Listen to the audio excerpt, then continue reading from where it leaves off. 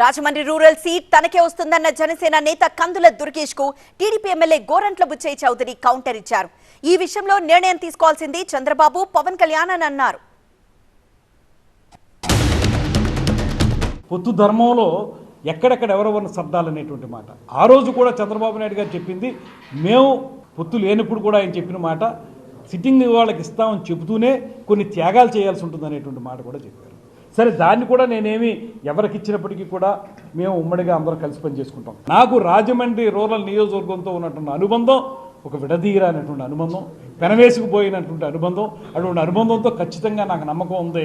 రేపొద్దున్న మళ్ళీ చివరిగా ఇంకో మాట చెప్తున్నాను, ఏదైనప్పటికీ కూడా వారిద్దరూ తీసుకునే నిర్ణయం అంతిమ నిర్ణయం అయినప్పటికీ కూడా నాకు ఖచ్చితంగా నాకే వస్తుంది అనేటువంటి పార్టీ నిర్ణయిస్తుంది ఏం చేయాలి. అది ఒక సిట్టింగ్ ఎమ్మెల్యేగా నేను ఉన్నాను ప్రస్తుతం. నేను కూడా లంఘంలో ఉన్నానని చెప్పాడు. సీట్లు ఇంకా ఎవరు డిసైడ్ చేయలే, పార్టీ డిసైడ్ చేయలే, ఎవరికి ఏ ఒక్క సీటు కూడా డిసైడ్ చేయలే. అది ఎక్కడ ఇస్తారు, ఏ సీట్లు ఇస్తారు అనేది అధిష్టానం నిర్ణయించాక వాళ్ళ అభ్యర్థులు వాళ్ళు ప్రకటించుకుంటారు.